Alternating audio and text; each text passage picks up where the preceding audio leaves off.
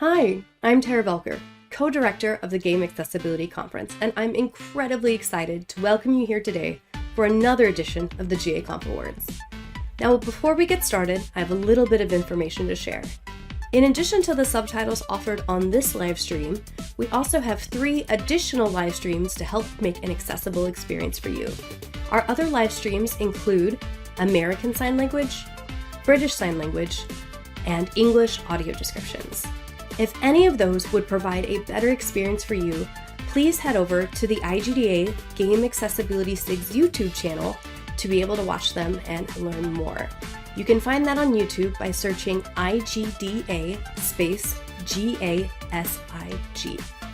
And of course, I'm not going to be your host for today. That job goes to someone else much more amazing, much more talented, and so much better in front of the camera. The one, the only, the amazing, and my personal friend, Steve Saylor. Thanks, Tara. Hi, I'm Steve Saylor. I'm an accessibility consultant as well as content creator. I'm sitting in my office amongst a bunch of gaming paraphernalia sitting on different shelves around me. I am a white male with blonde hair, big like black rimmed glasses, wearing a blue suit jacket and black shirt underneath. That's for, if you don't know, that's for blind folks who who are watching this and may not know what's actually going on screen. So if you're watching this on IGN, that's why. We're going to do those. If you never knew what those descriptions were, that's what they're for. Anyway, hi, welcome, and I'm going to be your host for the Game Accessibility Conference Awards for 2025. 2025 was a packed year with all kinds of wins to celebrate, and that's exactly what we're here for today. And not just for the people who work on accessibility that take home the trophies, but all of the finalists are people at absolutely the top of their industry doing incredible work and changing gaming for the better. But before we get into the show, let's talk, you know, just one-on-one, okay? Oh, hold on a sec. All right, so for those who don't know, I just switched over to a different camera angle. Don't worry, audio described narrators, I'm only going to do this transition once. So, 2025 was an amazing and also heartbreaking year for accessibility. Unfortunately, we've lost folks in the industry that were absolute titans in accessibility. We've also, unfortunately, lost faith in folks in the accessibility community that hopefully now that the dust is settled, that we'll be able to start to grow back that trust in 2026 and beyond. And accessibility has been amazing this past year. It may seem bleak with the political climate that is happening in the industry or just in the world in general, but accessibility work still goes on and still needs to go on. I want to encourage anyone who is watching this who may have either sort of thought that accessibility hasn't been talked about as much or hasn't been trending as much. That's not necessarily a bad thing. Accessibility work is still happening behind the scenes at a lot of studios. You're going to see a lot of nominations from studios today who have tried accessibility for the first time and have made award-nominated work, and they may win some awards tonight. So to say that accessibility has been slacking or been lacking, that's up to kind of anyone's sort of personal opinion. I mean, sure, not every game has been a release that has been fully accessible like we had hoped it would be 5-6 years later after we've had one of the biggest accessibility moments in the industry with The Last of Us Part 2. But the work is still happening, and I want to encourage you to still keep fighting the good fight, as it were. I personally have not had a great year. Just to kind of talk about, be a little bit candid with you. I've experienced loss, not just within folks who I cared about deeply in this industry, but also personally. I've also had moments where it felt like that the industry kind of abandoned some of us who are consultants. And I want to assure you that things are not as bleak as we may see on social media. Accessibility, again, is still happening. It's still happening in many amazing ways at video game studios. And if you're watching this and you're at least remotely interested in accessibility, or you are watching this even on IGN and you have no idea what these games that we're going to be talking about today, why they deserve to be winning these awards for accessibility, I encourage you to at least check them out and just be able to even go into the accessibility menu sometime, just to see what's available and what's there. And if you notice that there's a game that doesn't seem to have a lot of accessibility or even accessibility menu, it's okay to talk about it on social media. Even if you don't have a disability, it still counts. Like, that feedback still matters. And that's about being, a good ally for us disabled folks. So if you are out there and you may not think either, A, I don't have a disability that qualifies, or I just don't know enough about accessibility, follow folks that are in this industry. Follow game designers, developers, consultants, content creators, and just everything in between, because we're talking about it. And if you don't know what to talk about, feel free to repost the post from us, because that helps spread our message far and wide. And the more people that can do that, our voices won't be silenced by potential fear of negativity or just negative sentiment, especially with, again, as the world is currently right now. We need you more than ever. And so for those of you who are who are helping and trying to be able to be a good ally for us, or just folks who are still pushing for accessibility internally, if you're the only champion within a game development team that is trying to push for accessibility, I hope this encourages you. Keep going, keep fighting, keep pushing for more accessibility, because your work matters and it helps, and it is so immensely appreciated for those of us who are disabled, because accessibility is human. Accessibility is, and regardless of what you may think about even AI, accessibility is human. And AI may try to be able to add solutions for accessibility. They're just trying to be able to solve accessibility via a technical challenge, whereas accessibility is human, and we need humans to be able to keep making games accessible. And I know it's bleak right now, where a lot of studios are pushing towards AI and laying off people who were previously well employed and had a security as far as their job was concerned, and unfortunately are facing hard times right now. We see you. We want to help you as much as we can, but don't worry. I forgive me for being an optimist, but I think what we're doing is still worth fighting for. So, pardon the little rant or even the little side tangent here and there, but this is just a little personal. It's not scripted, as you can tell, and I just wanted to encourage you. Accessibility is worth fighting for. All right, let's jump back into the awards. All right. Okay. All right. Let's keep going. We're celebrating 2025 with accessibility with 20 categories for you today, nominated and voted on by a combination of an expert panel of 25 judges and a public vote from the community. They cover a wide range of topics reflecting on how diverse the contributions are, from best indie to best academic research and everything in between. If you want to know more about the nominees and why they made it to the finals, head to GAconf.com. That's GAconf.com and hit the awards section. Every finalist has a description and also has a link out to more info about their work. And you'll also find information about how the awards work too, including the voting process and who the judges are. All right, let's get into it. On with the show!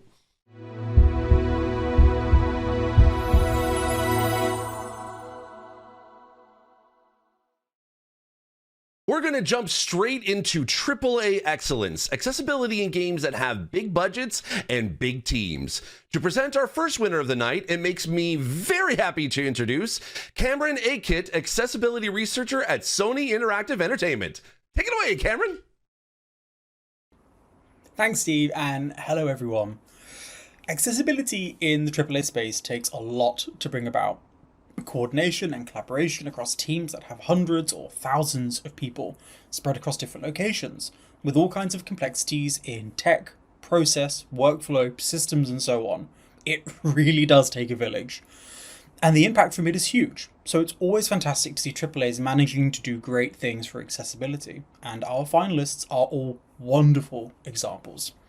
And they are Indiana Jones and the Great Circle, Assassin's Creed Shadows, Doom: The Dark Ages, FC 26, and F1 25.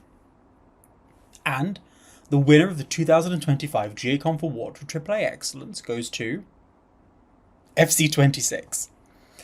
FC 26 has turned accessibility in PvP games on its head by allowing all new customizable gameplay high contrast modes to be used in any game mode.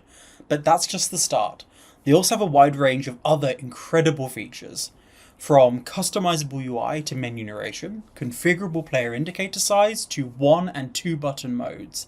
A wide range of super customizable assists include things from dribbling to goalkeeper behavior too. They even showcased accessibility functionality directly in the game's main reveal trailer. And on top of this, the game has a yearly release cycle, so to achieve all of this is such an incredible achievement in the timescale.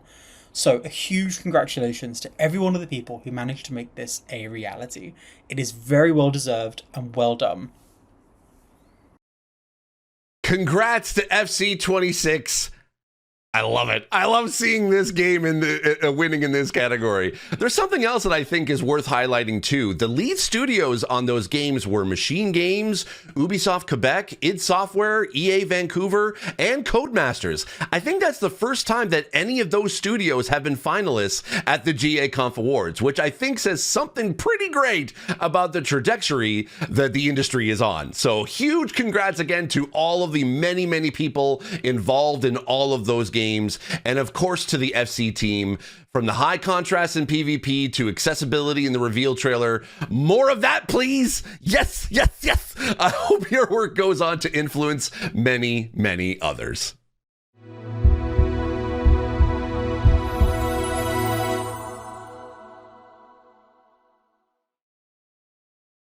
Ooh, look at that. A brand new category. We're at the point now that we have just so many great efforts that it was getting really hard to narrow down finalists for these broad categories. There's just so much great work that deserves recognition. So we separated out AA now to recognize accessibility in games with medium budgets and team sizes around 15 to about 50 people, maybe with the support from a big publisher. To announce this award, I'd like to welcome back one of last year's winners, Remy Bouton of Ubisoft, and more specifically, the fabulous Prince of Persia: The Lost Crown. Take it away, Remy. Thank you, Steve, and thank you for having me. AA accessibility is an interesting middle ground, especially if you are a small team in a big company. You have the support of central resources and are able to take on some ambitious goals. You are small enough that you have good communication and everyone can take ownership, but you still have very strict limits on time, scope, and budget. It's an environment of intense pressures, but it can lead to great things, as the finalists are all proof of. The finalists are Abiotic Factor, Atomfall, The Rogue Prince of Persia, and South of Midnight. And the winner is Atomfall. Atomfall achieved a great deal. They designed accessibility in by default with their hints and lead flagging systems, segmented world, colorblind accessible interface, and so on. They offer a lot of flexibility for different needs too, from configurable subtitle presentation to a range of assists, high contrast mode to an interface that can be scalable to a very large size, and even audio-based first-person shooting. They continued after the launch too, including a wide range of phobia settings that replace Swarm of Animals with Swarm of Cornish Pasties, a traditional British snack. So if you ever wanted to be chased by hordes of baked goods, this is a game for you. Altogether, it's a great achievement. Congratulations. Always fun to see humor and accessibility. Reminds me of the setting in Another Crab's Treasure where you give the crab a gun. I still love that. Games don't have to be serious all the time, and nor does accessibility. Congrats to everyone at Rebellion and the consultants they worked with too. I do want to point out something though. I think the one glaring accessibility mistake is who the heck is calling that red phone booth? I need to know. I need to know now. Okay, let me calm down. Let's jump into our next category.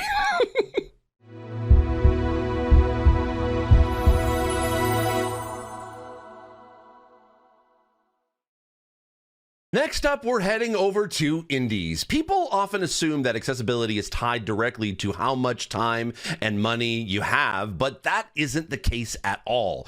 For as long as game accessibility has been around, indies have been at the forefront each and every time. To announce this award, I'd like to welcome a wonderful advocate and consultant and friend, Elizabeth Silverson, aka Aravia. Take it away, friend. Thank you so much, Steve, and thanks for having me back this year. The Indie Excellent category is for games made by small teams with small budgets. Working as an indie developer means making the most out of the agility, freedom, and direct relationship you have with your players. This year's finalists are great examples on how to use those to deliver a great experience to as many players as possible. And they are The Art of Fauna, Trash Goblin, Squeak Cross, Peak, and An Unplayable Game. And the winner is The Art of Fauna. Huge congratulations to Clemens Strasser. His games over the past 10 years has always had a strong focus on accessibility. In fact, when coming up with the concept, his first two questions are, is it fun and can it be made accessible? And he scraps any idea where he can't answer yes to both.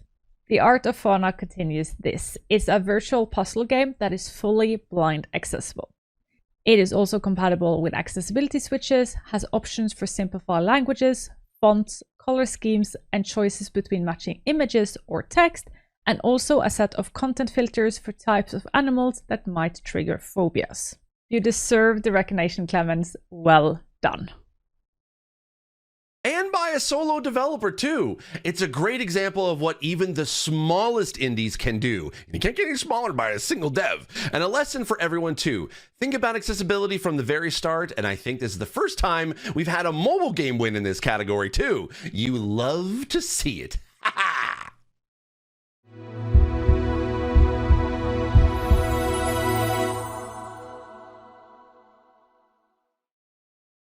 For the next few categories, we're zooming in on specific audiences. Our first one is Best Deaf and Hard of Hearing Accessibility.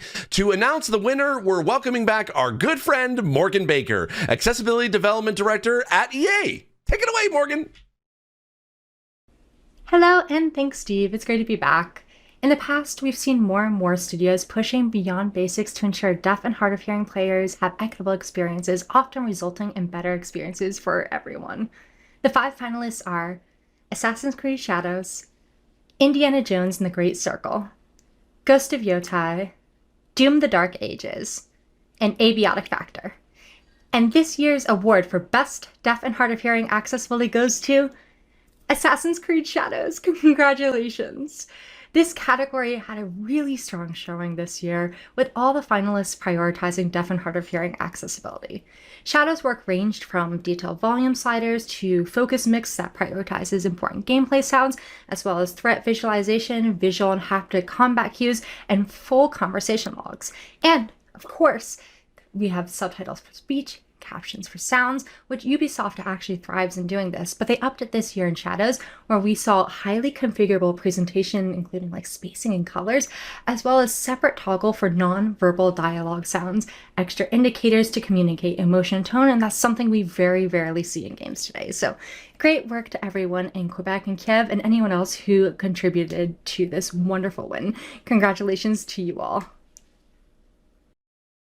Well said. It's a great example of how to keep pushing the bar, and actually a good illustration of how designing for hearing loss benefits other audiences too.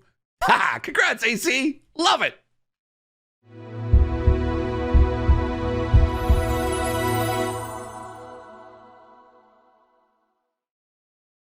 Our next category is Best Physical and Mobility. To announce the winner, we have the one and only Alex Carey, consultant, designer, and founder of Playability. Thanks, Steve. Games can present a lot of barriers around controls and motor demands in general, making assumptions about our bodies that don't always match reality. This category celebrates developers working to avoid that. The 5 finalists for 2025 are Assassin's Creed Shadows, Prince of Persia: The Lost Crown Mobile, Doom: The Dark Ages, Trash Goblin, and Battlefield 6. And the winner for Best Physical and Mobility Accessibility is Doom: The Dark Ages. Doom's fine-grained game speed setting is a literal game changer and something very rarely seen in FPS games. There's a whole host of other great things for motor accessibility here as well, from detailed remapping to auto weapon switching, shield auto-seeking, empowered attacks, auto-sprint, all kinds of wonderful configuration goodies for things like projectile speed and parry windows. It's a very powerful suite of features, following their mantra of a doom for all slayers. It enables access for people across a wide range of capabilities. Congratulations, fabulous work, and what a high watermark for the genre. A Doom for all slayers. You love to see it.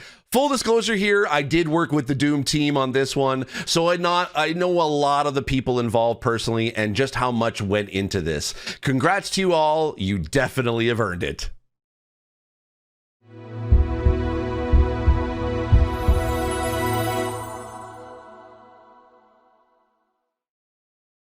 The next category is Best Blind and Low Vision Accessibility. Something I'm personally, I really do appreciate. Back once again to tell us about the finalists is our good friend, Ross Miner. Take it away, Ross. Thanks, Steve, and hi, everyone. Again, our finalists cover a wide range of accessibility for all degrees and types of sight loss, the full spectrum from the smallest indie studios to the largest AAA. And those finalists are Indiana Jones and the Great Circle, F125, FC26, Atomfall, and the Hades 2 Blind Accessibility mod. And the winner for Best Blind and Low Vision Accessibility is the Hades 2 Blind Accessibility mod. It's truly an impressive undertaking, adding things like screen reader support, adapting menus to provide more context for screen reader users, tweaking minigame timing for narration, and adding gameplay assists for navigation within environments, flashbacks, and shops. The project was started by a solo dev named Irumi. He wasn't able to finish it, so an individual by the name of Tomas Torek, a blind consultant who you all may know as Liren111, stepped in to continue the development himself. It's a great example of how one person can make a huge difference in their community. It's an ongoing project, but it's already made a huge impact in the lives of those who are now able to play this beloved game where they couldn't before, including myself. I literally play this game all the time when I'm flying. Many congratulations, it's truly a great piece of work. It's a clear message to the industry too. Mods like this exist to fill a gap and meet a need. Instead of the community resorting to mods, you yourself, if you're a developer, can fill that gap yourself instead and make your games accessible by default. And there are people like Irumi and Liren out there showing you how to do it, who you should be learning from and hiring to make it happen. There's a ton to learn from and be inspired by across all the finalists. Ross wasn't kidding about the diversity of efforts there. From high contrast modes and text scaling to audio-based racing and FPS shooting for totally blind players. Again, if you were curious about what all the finalists did, check out the awards page at GAconf. That's GAconf.com. Hit it up. We want to see you amongst the finalists next year.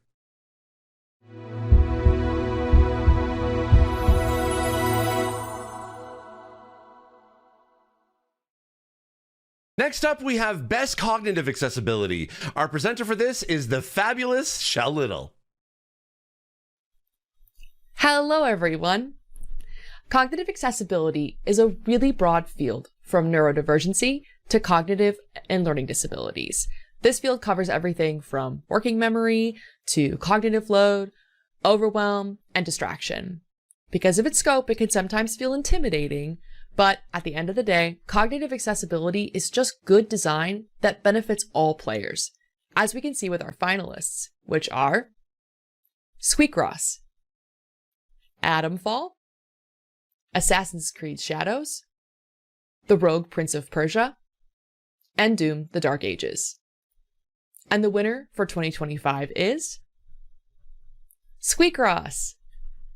Squeakross is a nonogram game like Picross. Nanograms are numerical logic puzzles, which present all kinds of cognitive barriers, from math to memory to complex logic problem solving. Traditionally, not a very accessible type of game at all, but Albloom turned that on its head by questioning all of the usual genre conventions, adding things like the ability to show all logical possibilities for a line, next step indications, immediately flagging mistakes, auto counting while dragging, no timers or mistake penalties, and a whole lot more. Some are by design, like each action having a unique visual and sound, and row and column highlighting, but others are setting based. With this game, options are all turned on by default, so the highest level of accessibility is the baseline experience. Players can then layer on complexity and extra ways to challenge themselves by turning aids off. It's a game that's solely about numbers and mathematical logic, but they had players with dyscalculia tell them how accessible it was for them. And as always, with cognitive accessibility, all that they've done is great quality of life for all players too. It's truly a great achievement. Congratulations on the deserved win. Those congrats cover the accessibility consultants they worked with for too. So great work by absolutely everyone. They also did a really nice talk about their work at the most recent GAconf conference a few months back. There's a link to that from the awards page on the GAconf website.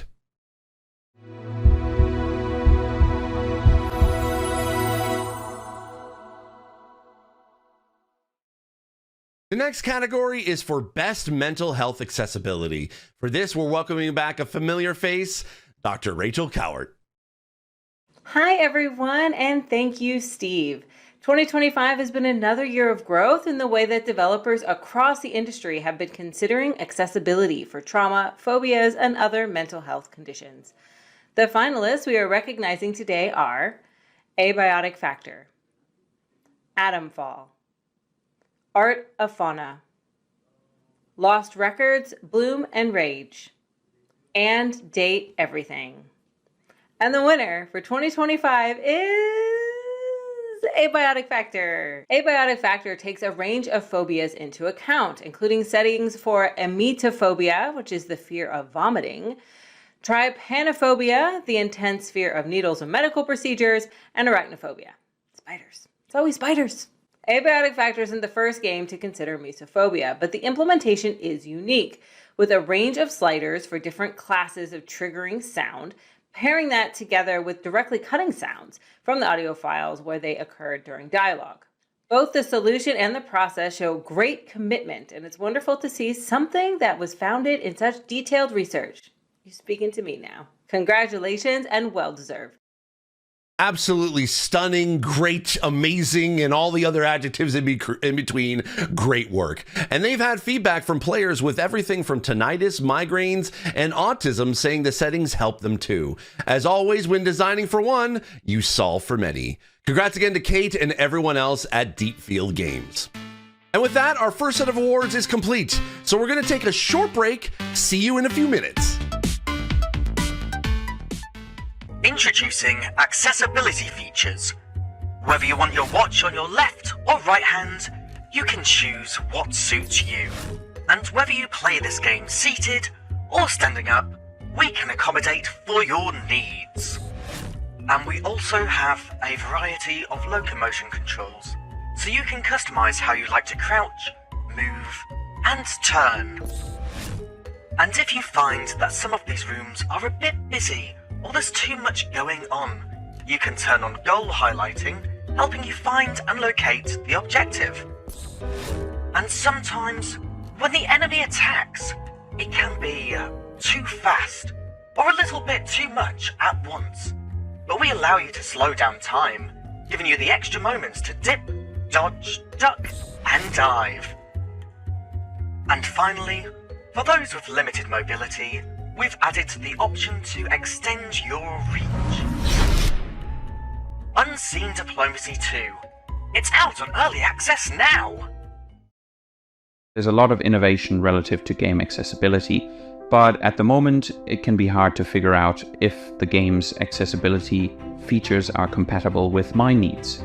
There are currently a number of labeling and tagging systems in the marketplace. The Accessible Games Initiative seeks to simplify the use of tags for as many games as possible to help players understand what to expect. An incredible example of what happens when companies come together for the greater good. For more than 10 years, Play Research has supported game developers to build accessible and approachable experiences.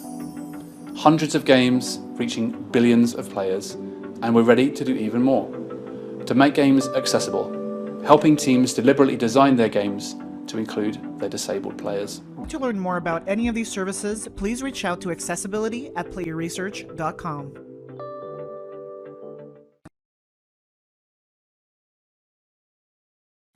If you were to make a blind accessible game in a month, what would it be like? They can be about exploring. They can be cozy. Hi, I'm Zoe, your coworker. Welcome to your first day at the cafe. Your job. Strategic. B2 flanked. They can be dramatic.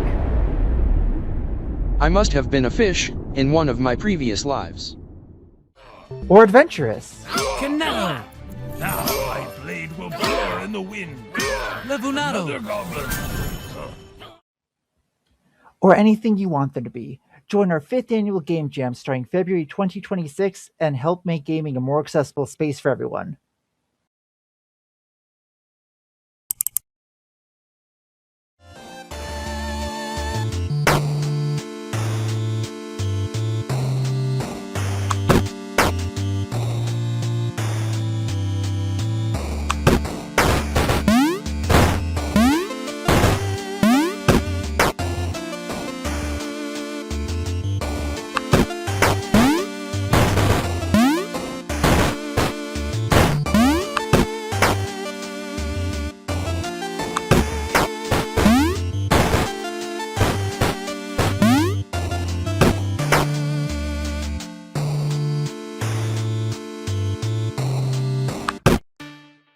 Hello and welcome back. I hope you were able to hydrate during the break. This is water, not an adult beverage. Okay. Before we carry on with the next set of awards, excuse me, a quick reminder for anyone just joining us that we have captions, audio description, and both BSL and ASL available. I can't wait to see how that gets translated into audio description and ASL. Info on that is in the description below.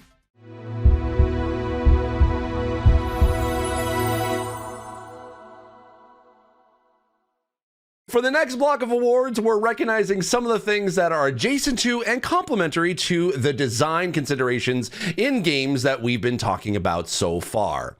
The first is best representation. For this, we're welcoming back again our good friend, Jay Justice. Hi, Jay. Thanks, Steve. Nice to be here again. This year's finalists cover a wide range of representation, from renderings of assistive tech through to lived experience of adjusting to limb loss and in-game characters being modeled on and acted by disabled people. Those finalists are Axel in Stumble Guys, Hazard in Overwatch, Angelina Bruno in Just Dance 2026, Jan Miner in The Alters, and Daniel in Wildwood Down. This year's winner of Best Representation is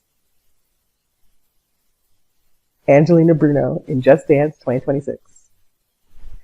Angelina is a professional dancer with limb loss who is represented as a coach in Just Dance 2026. Her work for the game was accompanied by a great behind-the-scenes video, which is powerful representation in itself. As Angelina herself said, the message was really about identification, so someone who looks like me could say, it's not impossible for me to dance. Role models and representation in media is vitally important, and this is a great example. Congratulations to Angelina and the team at Ubisoft Paris.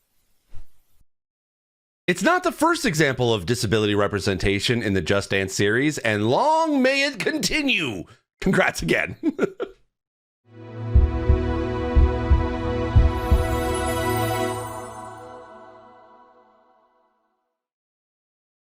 Our next category is Best Accessibility Journalism. To present this, we have the wonderful Kennedy Griggs, also known as Dynamic Reactions.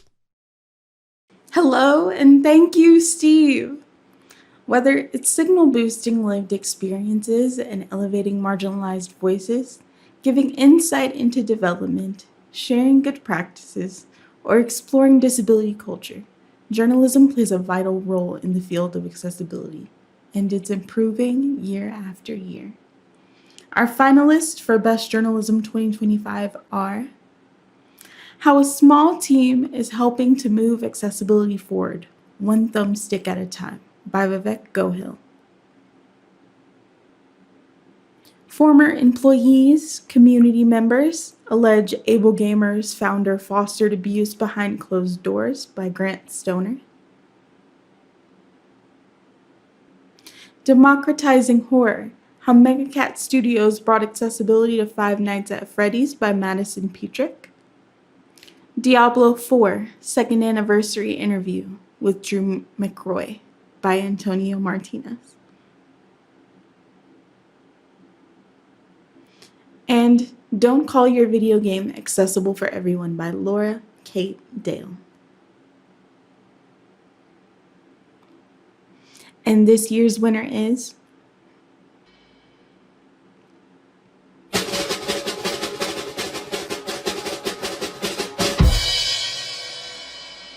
Antonio Martinez. Congratulations. This was a wonderful interview with Drew McCoy, offering a deep look behind the curtain at accessibility in Diablo 4 at launch and over the 2 subsequent years and on into the future. It combines a personable conversational style with the thorough attention to detail and extensive knowledge of the subject matter that is a hallmark of Antonio's work. Combined with Drew's openness, it leads to a fantastic piece of work, stacked full of valuable insights for both players and developers alike. It's a great read and a great resource. Congratulations to Antonio and, of course, to Drew as well. Back to you, Steve. Heck yeah! Yes! This is Antonio's first time winning this category, and well deserved. But it was a great year for journalism, so please do go and read all the finalist articles. They're all wonderful and all greatly benefit the community in their own ways. As always, you can find all the links in the awards section on GAconf.com. That's GAconf.com. Please support independent media outlets in the gaming space. We need them now more than ever, especially those who talk about accessibility at those outlets. There you go.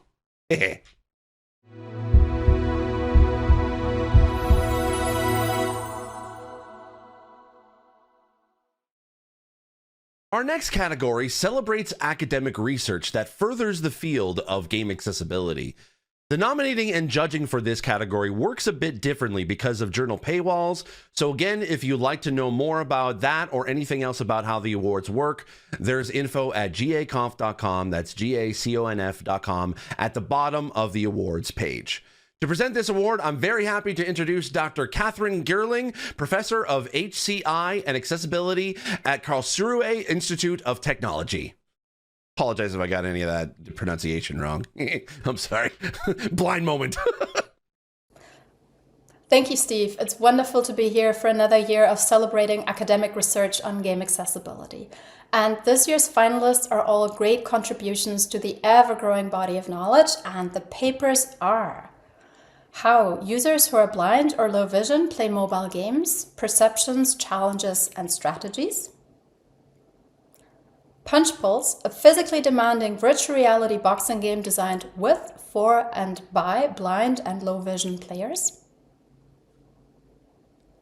Designing and evaluating a VR boxing experience with blind people. Inclusive avatar guidelines for people with disabilities, supporting disability representation in social virtual reality. And last but not least, VR Captions, designing captions for deaf and hard of hearing users in multiplayer communication in VR. And now, the winner of this year's award for Best Academic Research is how users who are blind or low vision play mobile games. And this is a really lovely paper with an uncommon level of insight into the lives and the social and cultural factors of blind or low vision mobile gamers in China. And it's unfortunately still rare to see research cover non-Western settings, and both the mobile and the Chinese market are hugely important, but underaddressed in accessibility research and also in accessibility practice. What the jury found especially noteworthy about the paper is that the research is underpinned by solid methodology, so it's really well executed, and that the study has an impressive sample size for this kind of work. So excellent research, highly relevant. Many congratulations to Jie Ran and everyone else who contributed to this paper. It's always great to see academic research that so squarely hits exactly what the industry needs. The other papers are all great too, from inclusive avatar design to VR captioning, lots there to dig into. There are links to all of them on the awards page of GAconf.com. Say it with me, GAconf.com. Congrats again.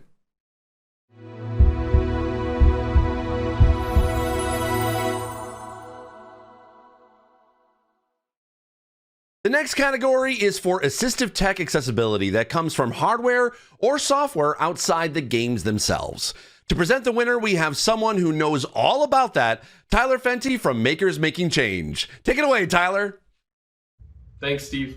Through our work, we see a lot of people's innovative and creative problem solving, and the tremendous impact it can make to a player's experiences and lives.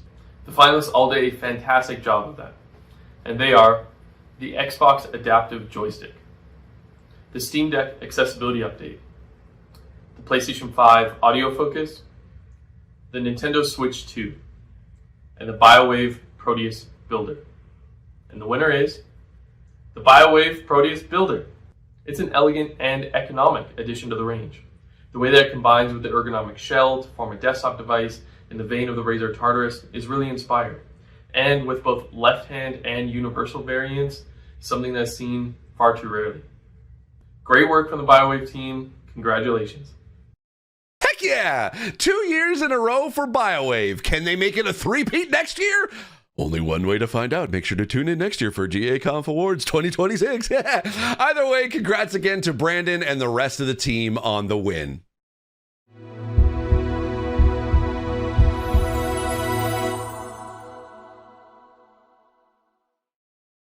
Our next category is for Best Resource, covering both resources for players and for developers. To present this category, we have Emilian Chason of Player Research. Hi, Ame!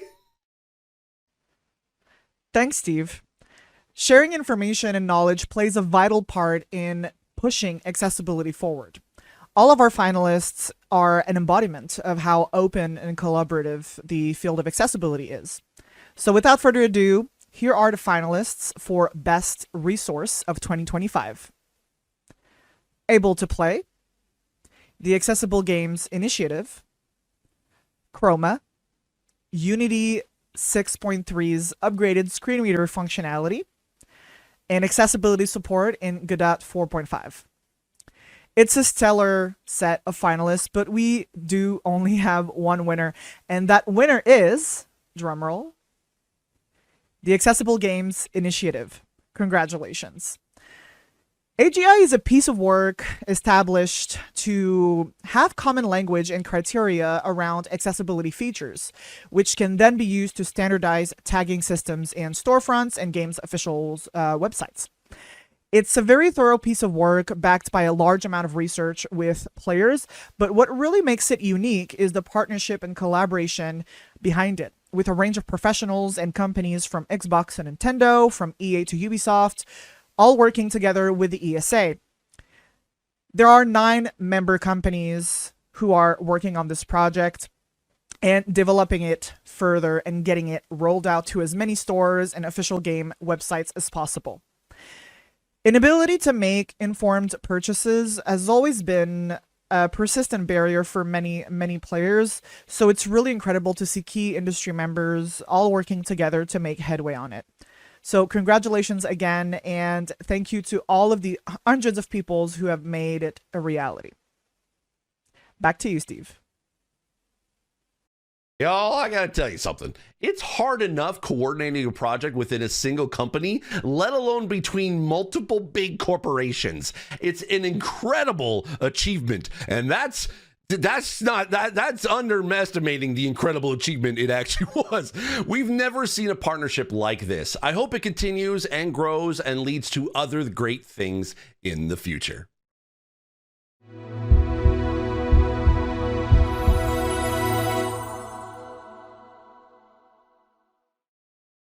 The next category is for Best Comms and Marketing. And to present this award, we're welcoming back Vanessa Brassfield, also known as Pleasantly Twisted.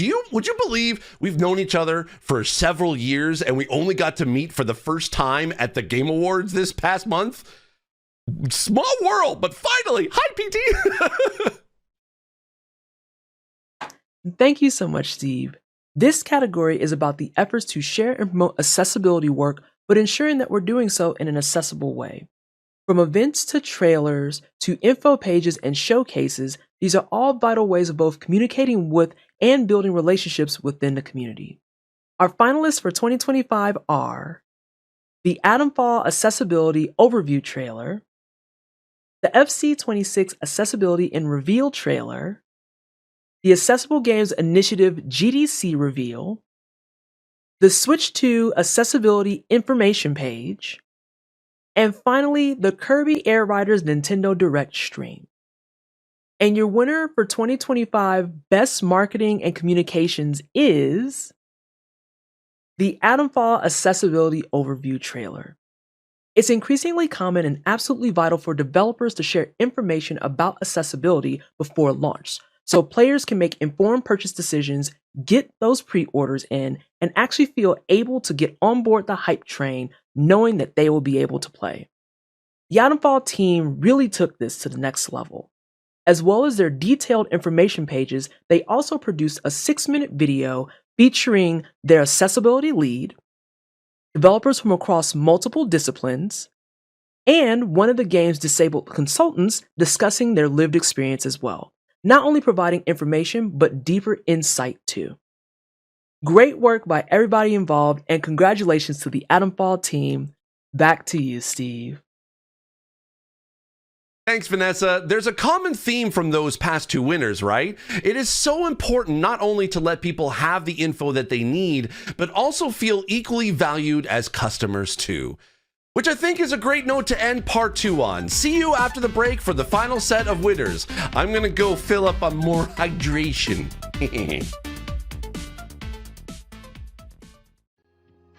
Hi, I'm Tyler Fenty, Accessible Gaming Lead with Makers Making Change, a program of the Neil Squire Society.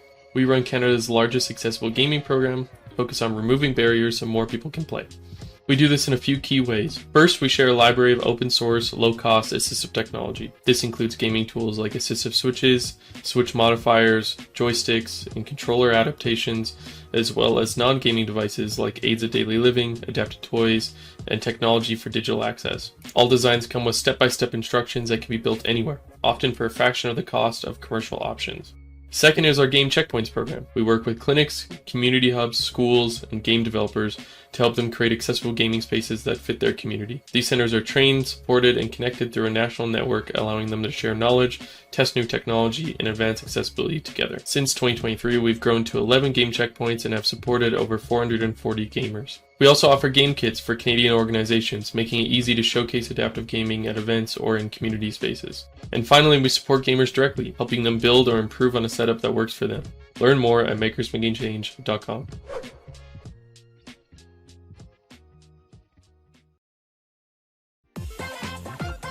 Bits and Bops is a collection of original rhythm minigames. Filled with catchy music, snappy gameplay, and gorgeous hand-drawn animation, Bits and Bops is sure to brighten your day. Bits and Bops is designed to be completely playable without sighted assistance. The game supports text-to-speech narration, with additional narration available to describe visual elements, helping to provide context to each minigame. An instruction manual sits slightly askew on a wooden table. The camera zooms in to make the top two boxes fill the frame. The blocks move smoothly from box 1 to box 2.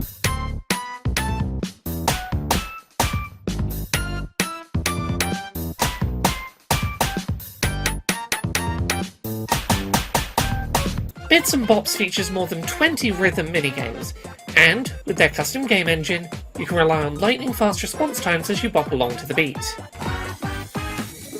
Bits and Bops, out now on Steam. Find accessible games that meet your needs on Able to Play. Your personal score shows how well a game supports your needs. Your score for every game is unique, just like you. We've also heard from gamers that it's tough to find creators who make accessible content. So we built the new Discover Creators area, where you can find creators with their bios, links, accessibility tags, and how their games rank with your personal score. All verified by the Able to Play team and available now for free at abletoplay.com. Everyone deserves to play the games they love on the platform they choose. Unity 6.3 brings that vision closer. Native screener support now covers Windows and macOS, expanding what we started with mobile in Unity 6.0. With one API across 4 platforms, it is now easier than ever to support screen readers. The API works with any UI framework. It is enabled in every new project, and you'll find it in the package manager for existing projects. The next part is yours. Use Unity's accessibility APIs and design the accessible experience your game needs. For millions, games remain inaccessible. Let's change it together. Le message, c'était vraiment l'identification. Quelqu'un qui me ressemble puisse se dire « Ah ben ça m'empêche pas de danser ». Je pense qu'inclure de plus en plus dans les maps et dans les jeux vidéo, c'est juste une évidence. Pouvoir se caler à la réalité et pouvoir être en adéquation avec ce qui se passe autour de nous. Et puis ça permet aux personnes qui nous ressemblent d'avoir ces symboles et ces représentations. Donc c'est double positif pour moi. Je pense que le jeu vidéo est vraiment une grande porte ouverte à tous les âges. Et c'est ça qui est génial, c'est familial, c'est aussi beaucoup pour les enfants, donc c'est quand même la jeune génération, celle qui s'habitue, plus elle va voir, plus elle s'habitue. Et j'espère que les joueurs vont kiffer la map Kittypo. Et j'ai trop hâte de voir les réactions, de voir les commentaires. Et j'espère qu'ils y mettront beaucoup de joie. Just Dance 2026 edition, available now.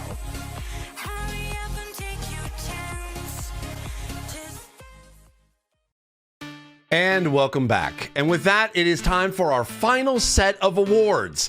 These are unique categories to celebrating some special work, special companies, and also special people.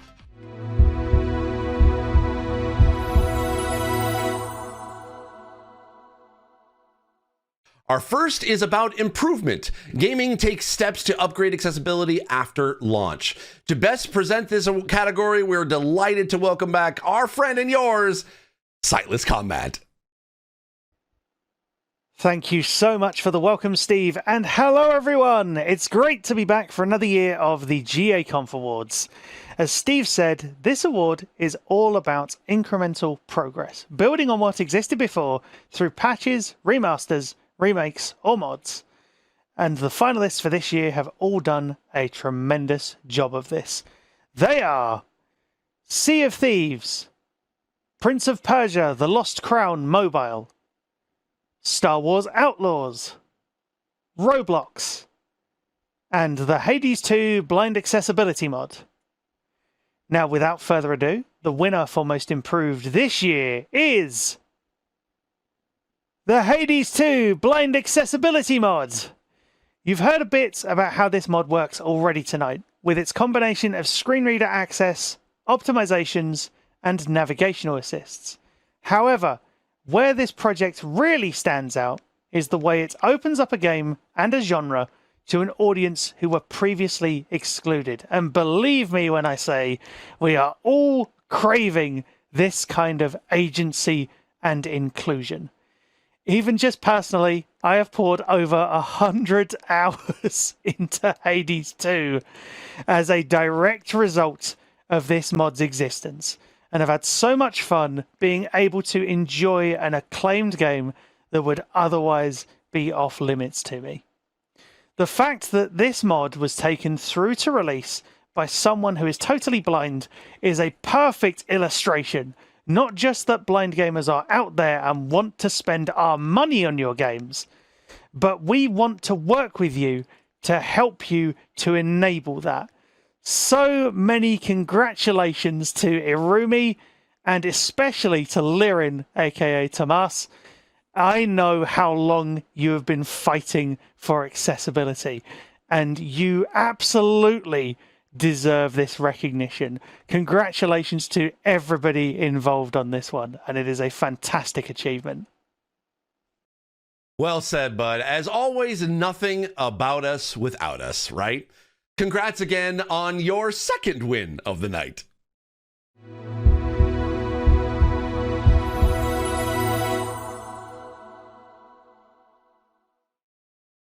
Our next award is for Greatest Accessibility Innovation, which is a celebration of new steps forward for the industry. To announce this category, we have Lisha Pren of Netflix Finland. Take it away, Lisha. Hi everyone, thanks so much, Steve. 2025 saw a huge range of innovations, many of which you've already heard about today. And it was super difficult for the jury to whittle it down to the finalists, but those finalists are the Iris Epilepsy Testing Plugin, FC26's high contrast settings, Atom Falls text scaling, the Accessible Games Initiative, and Assassin's Creed Shadows emotion subtitles.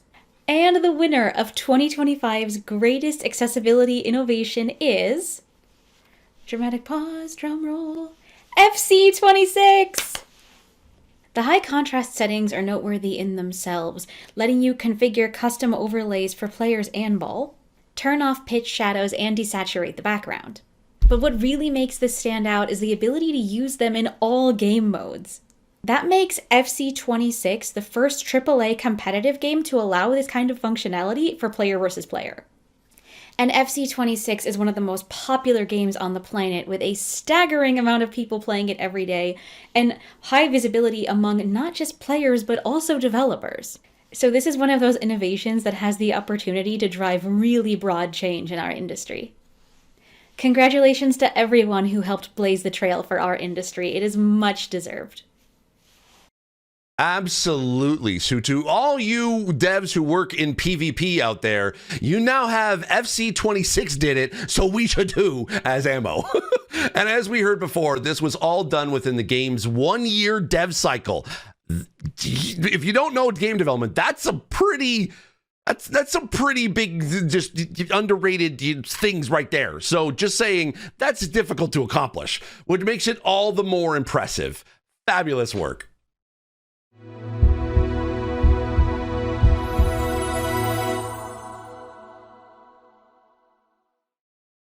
Our Our next categories are ones that are always closely contested. The first is Most Dedicated Publisher. To present this, we're joined by Daniela Decker, Executive Director of the Accessible Games Initiative at the Entertainment Software Association. Take it away, Daniela. Hello, and thank you, Steve. Through my work on the Accessible Games Initiative, I've had the pleasure of getting to know some of the many people spearheading accessibility at the publishing companies in our industry. Driving change across large organizations is a tremendous feat that really does take a village. The work of all of our finalists over the past year has truly been impressive and remarkable. And those 5 finalists are Electronic Arts, Ubisoft, Xbox, Bethesda, and PlayStation. And the winner is Electronic Arts. Today, it has been a spectacular year of recognition for EA. You've heard a lot about FC26 already today, and they've achieved so many great things across the rest of their portfolio too. From Split Fiction to F1 25, from College Football 26 to Battlefield 6. And it didn't stop just at games either. From their work as part of the Accessible Games Initiative to the expansion of their patent pledge, and to the release of the free Iris photosensitivity plugin for Unreal Engine. Many, many congratulations to the people across the company who put so much work into making all of these things possible. And of course, congratulations once again to Morgan Baker and her tremendous team. Luke, Roberto, and Andrew, congratulations to you all, and once again, go EA. Ubisoft had a great couple of years at the top of this category, but I know David over at Ubi will be feeling very pleased for EA right now. With 11 nominations across 7 categories, 2025 really was EA's year. It's wonderful to see. Congrats again.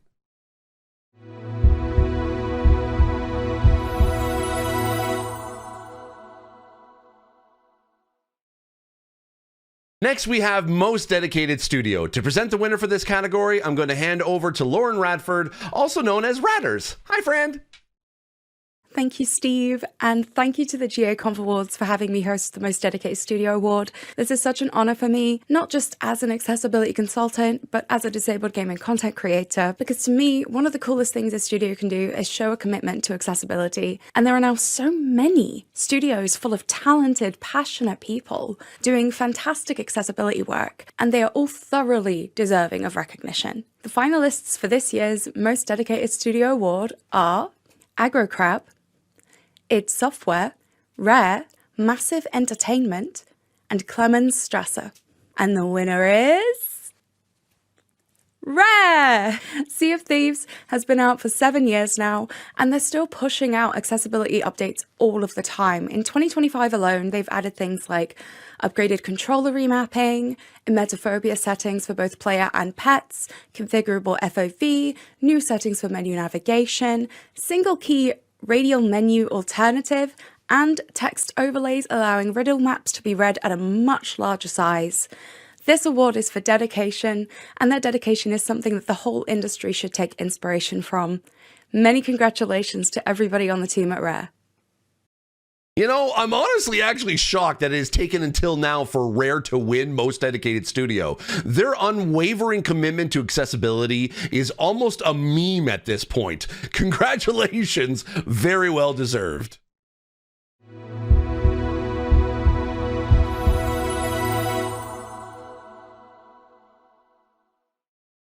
All right, y'all, hang in there. We've got 2 more awards for the show, and this one recognizes special individuals. The first is the MVP Award for Unsung Heroes.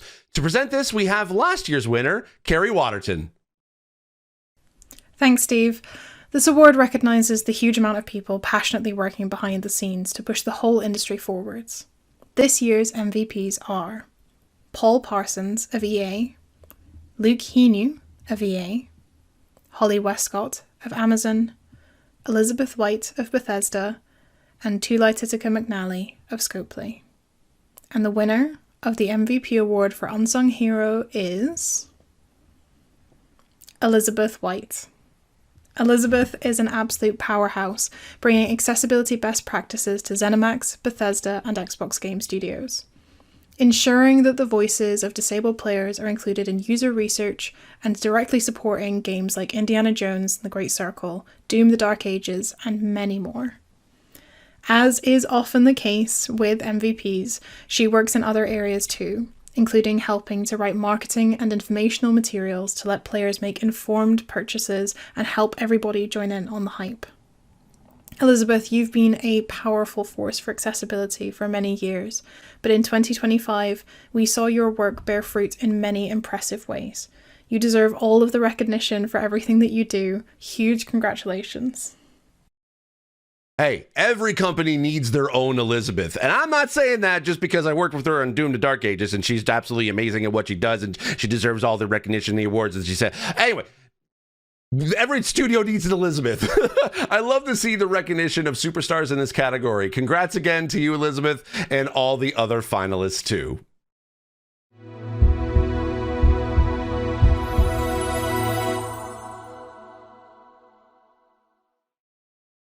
And now it's time for today's final award, the Advocacy Award, recognizing a person who has been using their voice to drive change across the industry. To announce our final winner, we have someone who needs no introduction, but I'll introduce him anyway, the one and only David Tisserand, Director of Accessibility at Ubisoft. Thank you, Steve. It's a pleasure to be back today, and particularly to be announcing this category. We can see from everything that we've heard today that accessibility is still spreading and advancing a great deal. And a big reason for that is advocacy.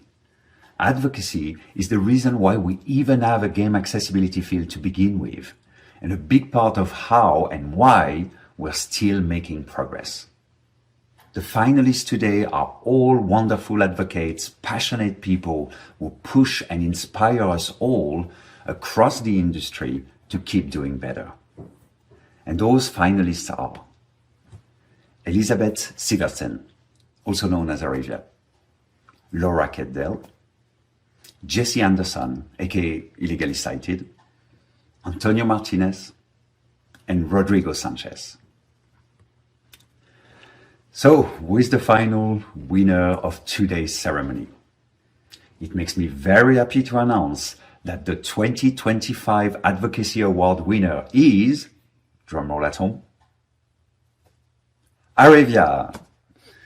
Congratulations, Arivia. I know it's been an amazing year for you with public speaking, running both conference and in-studio accessibility workshops, frequent content creation, including the Control Alt Access show you're running with Laura, advocating on the Norwegian Film Institute's Game Culture Group, building accessibility reference resources, consulting on games, and even presenting one of the winners today at the GAconf Awards. So Arivia is never shy about calling out things that need to be called out, but also celebrating what needs to be celebrated. And it's always done in the clever, funny, and engaging style that underpins all her content creation. Elizabeth, despite the fact that we will no longer get to see your Leonardo DiCaprio cosplay, I know there will be many people cheering for you right now. You're a wonderful and much-loved pillar of the game accessibility community, and it has been a joy to see you bouncing back so thoroughly from hard times. Congratulations, Arivia, from the bottom of my heart. You deserve this win. Back to you, Steve. Honestly, what more can I say? David nailed it. Elizabeth, you are an abso-freaking-lutely worthy winner. We all hope that 2026 treats you as well as 2025 did. And to everyone watching, the finalists are all absolutely fantastic. I use that word, abso-freaking-lutely fantastic. I'll use that word again. If you aren't already following them, then throwing a follow is an easy way to give your social media a big upgrade. Congrats again to you, Elizabeth, and to all our other winners and finalists too across all the categories. We love and appreciate all of you. That was our final category, and what a great year. So much fantastic work to be inspired by and learn from. Accessibility can be a tough gig at times, like I said at the beginning, so it's always great to be able to see a collection like this showing how much is being done across the industry and including a whole bunch of who haven't previously won too, which is a great sign of the way things are heading. I want to thank the GAconf for allowing me to be able to host this award show once again. For those who don't know me, I'm Steve Saylor. You can be able to follow me at Steve Saylor on pretty much all socials everywhere, and I would love it to be able to chat more and, you know, talk about more accessibility. And now back over to Tara for some closing words. Take it away, Tara. Thank you so much, Steve. I love having you host this event, and I think it's a fantastic way to start the year and get people more excited about game accessibility. Now, some of you are probably pumped and jazzed and ready for the next GAconf event. Well, we'll have more news coming soon, but a few things I can share. Our next one will be our UK edition this upcoming April, but we are making some changes. This one will be fully online, but that means it's completely free for you to attend. Now, if you're still going to look for an in-person fix, don't worry. We are looking to have an in-person meetup at Develop in Brighton this summer. More details to come later. Now, putting together an event like this does take a substantial amount of work, so I do want to take a moment to thank everyone involved. At top of the list, I want to thank Ian Hamilton, the co-director of the Game Accessibility Conference, who did a ton of work behind the scenes to make this happen. I want to thank all of our vendors who helped make this an accessible event by offering ASL, BSL, captions, and audio description. I want to thank all of the presenters and jurors who took time to contribute to this. And I want to thank you, the viewers, right now for watching this, because it means so much that you're here. And I actually do want to take a moment to thank those who financially contribute and make this possible. So, for those who don't know, the Game Accessibility Conference is only able to be put on because of our sponsors. And we take the leftover money from those sponsorships to put on things like these awards. So I wanted to take a moment to thank our gold and silver sponsors from the 2025 events. So at gold, I want to thank Sony Interactive Entertainment and Xbox. And at silver, I want to thank Rockstar Games, Amazon Games, Descriptive Video Works, the Accessible Games Initiative, and Riot. Without help from companies like these and our additional bronze sponsors, we wouldn't have the budget to do something like this, and it means so much. Now, of course, there is the most important group of people to thank, all of our nominees and winners, because without their tireless work and dedication, we wouldn't be here. These people are the individuals pushing the industry forward to be more inclusive, more accessible, and more welcoming to disabled gamers. So with that, we're gonna roll the winner's wheel and we can enjoy their sweet, sweet victory one more time.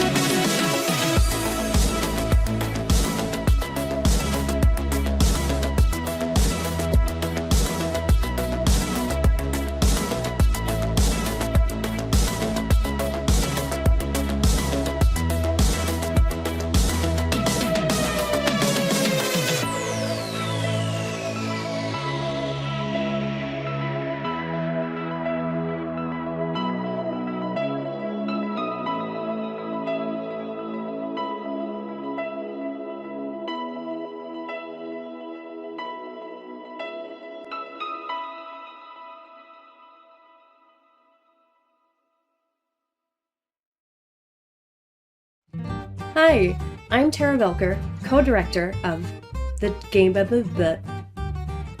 Is most dedicated. I'm trying again.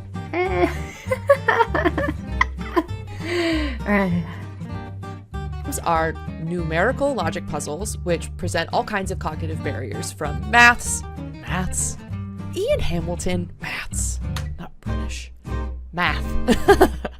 Got a Time by Vivek Gohill. Vivek Gohill. I'm gonna do another one. It's only 750, we're fine. Don't worry, we're looking on, making beats for a point, some bitch. And there are people like Emery. Damn it. Try that again. Abiotic Factor takes a range of phobias into account, including settings for emetophobia, trypanophobia, and arachnophobia. I think they gave me this category thinking I'd be able to pronounce those correctly, and I'm sorry, I tried. Assassins.